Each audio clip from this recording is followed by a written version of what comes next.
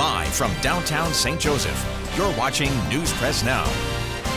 Good evening. Thanks for joining us tonight for News Press Now. I'm Charles Christian. New tonight at 6. For years, vehicle thefts have plagued St. Joseph. Our Greg Kozel tells us everyone seems frustrated with the current state of affairs. Everything about this leafy neighborhood in East St. Joseph gave Dee Vestal a sense of security.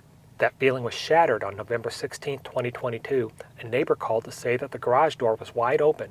So my husband said, I'll go over and check it out.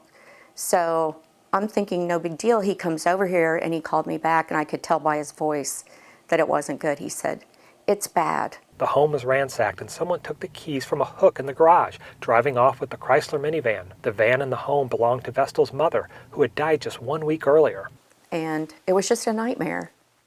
On top of everything else with the grief, it's like it just was almost too much. Vestal became a statistic that day. Her late mother's minivan was one of 434 stolen vehicles reported to the St. Joseph Police Department last year. Each case touches a victim like Vestal in a deeply personal way.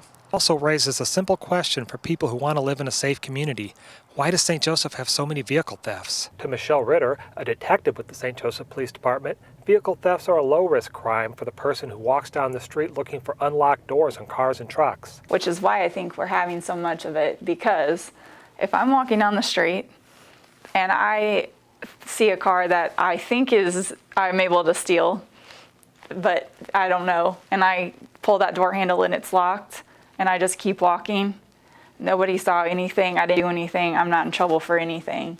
But if that door was unlocked and the key's in it, and I could just jump in and take it, I mean, it's easy. Ritter says people steal vehicles for a variety of reasons. Could be to commit crimes, so that, they may have their own vehicle, and so then a plate won't, track back to them. They may be cold. That we see that in the winter. Sometimes people just steal vehicles because they don't have any place to be. Vestal received word that police located her mom's minivan the day after it was stolen. To this day, she shudders when thinking about what someone was doing in it. But I had to park it for a couple days before I could get in it, because it was hurtful, the fact somebody had been in there. So, there was underwear, T-shirts, socks, sweatpants, T-shirts, sweatshirts, hair clippers, a razor, toothbrush, toothpaste, deodorant. One person faces a felony charge in the Vestal case, but not every vehicle thief winds up in a courtroom. City records show that out of more than 400 stolen vehicle reports last year,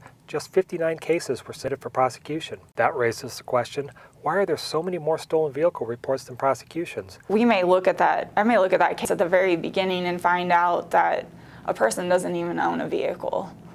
They're reporting a vehicle stolen that they don't have registered or even titled to them. There could be victims who refuse to cooperate, or once maybe their vehicle is recovered, they decide that they don't want to proceed.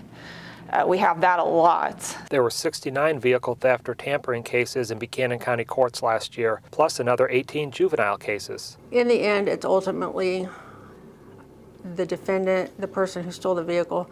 At no time should anyone ever be trying the car doors of another person's vehicle to see if it opens. At no time should someone say, oh, that car is running, I should take that vehicle. Prosecutors like Michelle Davidson could get another enforcement tool.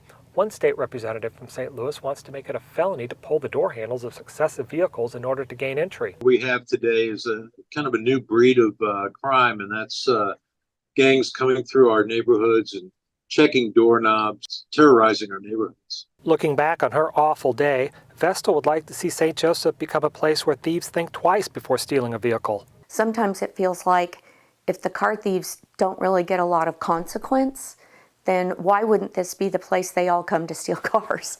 For News Press Now, this is Greg Kozel.